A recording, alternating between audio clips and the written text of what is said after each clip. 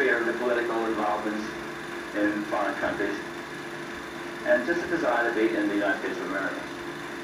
They tell me that you love to show houses when you can from a helicopter. What's the point? It's a very marvelous way for a buyer to see the house he's about to buy. He can see freeways, he can see shopping centers, he can see the schools that his children will be going to.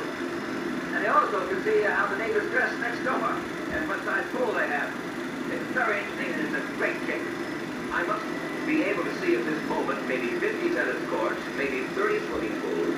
The tennis courts are within maybe 10 or 25 yards of each other. The pools are cheap by jowl.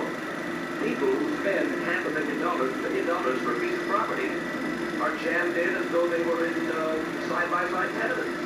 Doesn't seem to bother them too much. They seem to survive very nicely. Now, coming over L.T. Summers' house. Unfortunately, L.T. is not mine or pool. Otherwise, it could be the high point of my day. Like, coming up on the left is the Jane Mansfield house, the pink mansion with the hot day swimming pool, and right behind, over the front door fence, is the Pamela Cher house. This is where Cher and Sonny used to hang out together, and she sent him packing. Where it all moved in. One of the finest houses, and this is the one I'm most anxious to sell. Why are you most anxious to sell this one? Because there's a big fat commission involved. You mean pure greed? Is it a truck sale? It is. An average small is going to be twice the way passengers are today. And most purchases, the kind of people that we look for have so much money that it doesn't matter. Doesn't mean a thing in billion. Now then, $1,750,000 fully furnished for this 3.8 acres. Taxes $24,000 a year. Who in the world can afford that? Yeah. Actually, we're looking for a foreign potentate and oil baron. We're looking for someone who's done extremely well with the Japanese transistor industry. That's who we'd love to entertain. Cher is getting rid of it because she needs the money, or she just wants to go long. Change of lifestyle. Let's go into the morning room and talk some business. Let's say that I'm really the client. I have the money. So, well, Mike, the way our office works, we have an individual handling each one of our houses.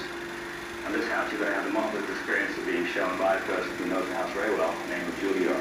Julie York, let me understand something. Tony Curtis bought this house for $300,000. Approximately.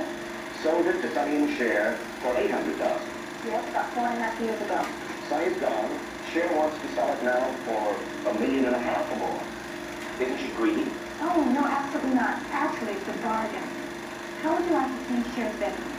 Is Chastity frequently here, and is Cher frequently here when you show people around? She's very friendly. And Chastity lives next door? Can we take a look? Sure. Tell me, Julie, is it easier to sell a house because it belongs to Cher, or this is Chastity's bedroom?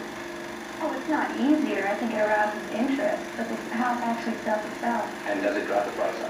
Absolutely not. The house is a beautiful house, and you can see that you go through. Is it a fact, or is it not a fact, that most of Mark Silverman's salesmen are female, and most of them rather attractive? Very attractive, yes. And isn't it easier out here for a pretty girl to sell a house faster than an ugly man? I don't think that has any bearing on it, no. I would definitely think so. Even a pretty girl could sell a house faster than an ugly woman thinks.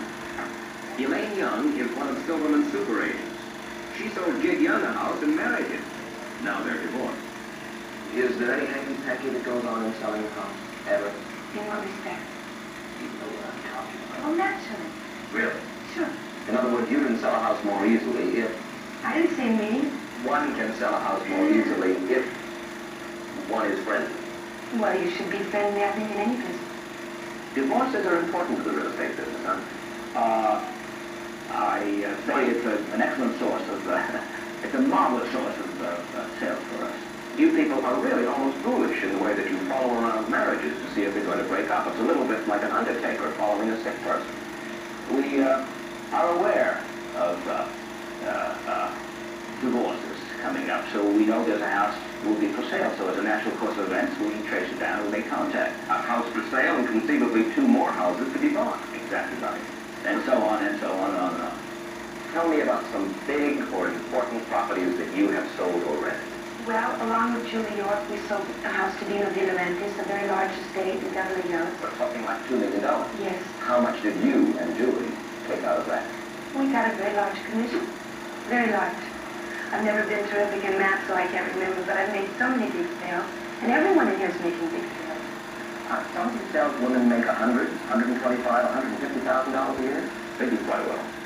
What gross this past year, Mike Silverman? Altogether, 30 million. I have to check these. Rick, I'm so busy making deals, I forget to tabulate them. 60 million. I think, 90 million.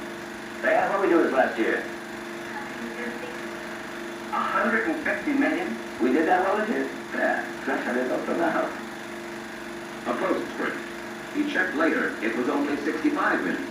Pure gold from Thar Hill.